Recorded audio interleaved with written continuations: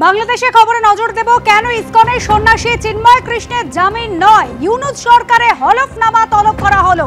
ত্রাসের দেশ বাংলাদেশ, অশান্তি যেখানে অব্যাহত সেখানে দুর্গতদের জন্য লড়াই করেছিলেন যে সন্ন্যাসী, তাকেই গ্রেফতার করা হয়েছে।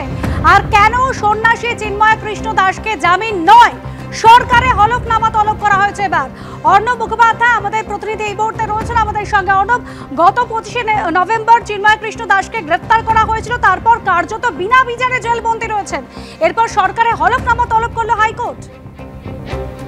একদমই, দেখো আজকে চিন্ময় ব্রহ্মচারীর আজকে জামিন মামলার শুনানি হচ্ছিল হাইকোর্টে, এবং সেই কারণে সেখানে চিন্ময় ব্রহ্মচারীর পক্ষের যিনি মুখ্য আইনজীবী ছিলেন অপূর্ব ভট্টাচার্য, তিনি আদালতের কাছে যেটা বলেন যে তার বিরুদ্ধে যে রাষ্ট্রদ্রোহের অভিযোগ আনা হয়েছে, সেই রাষ্ট্রদ্রোহের অভিযোগ তার বিরুদ্ধে হতেই পারে না। তার কারণ এক্ষেত্রে সরকারের তরফ থেকে কোনো বক্তব্য বা সরকারের তরফ থেকে কোনো অভিযোগ দায়ের করা হয়নি।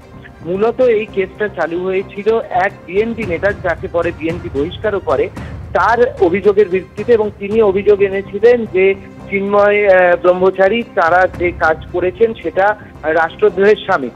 তো সেই জায়গা থেকে অপূর্ব ভট্টাচার্য তিনি বলেছেন আজকে আদালতে যে এই ধরনের কোনো কাজই চিন্ময় ব্রহ্মচারী করেননি, এবং আইনগত দিক থেকেও এটা হতে পারে না। তার কারণ হচ্ছে যদি কোনো ব্যক্তির বিরুদ্ধে রাষ্ট্রদ্রোহের মামলা হয়, সেক্ষেত্রে রাষ্ট্রের বক্তব্য কিন্তু জরুরি। তার কারণ হচ্ছে এই ধরনের কেসেতে সরকার কোনো অভিযোগ কিন্তু চিন্ময় ব্রহ্মচারীর বিরুদ্ধে আনেনি। তো সেই জায়গা থেকে এটা তিনি যখন আদালতে মেনশন করেন, এরপরে হচ্ছে আজকে হাইকোর্ট ডিভিশন যেটা রয়েছে, সুপ্রিম কোর্ট, বাংলাদেশ সুপ্রিম কোর্টের দুটো বিভাগ, একটা আপিল বিভাগ আর একটা হচ্ছে হাইকোর্ট ডিভিশন। সেই হাইকোর্ট ডিভিশনের যে বিচারপতি যারা দুজন ছিলেন, তারা কিন্তু সরকারকে 2 সপ্তাহের মধ্যে এ ব্যাপারে তাদের যে হলফনামা সেটা দিতে বলা হয়েছে। এটা বলা হচ্ছে যে রুল জারি করেছেন 2 বিচারপতি, যে সরকারের কি বক্তব্য সেটা সরকার যেন 2 সপ্তাহের মধ্যে জানায়।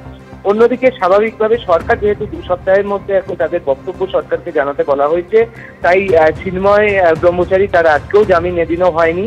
কিন্তু এইটা একটা জায়গা যেখানে তোমার আদালতের যারা বিচারপতিরা রয়েছেন তারা কিন্তু সরকারের কাছে এর আগে বারবার করে চিন্ময় কৃষ্ণ দাস তার জামিনের আবেদনের শুনানি পিছিয়ে গিয়েছে। এবার যে হলফনামা তলব করা হলো 2 সপ্তাহের মধ্যে, তাহলে কি কিছুটা হলো আশার আলো দেখা যাচ্ছে অর্ণব?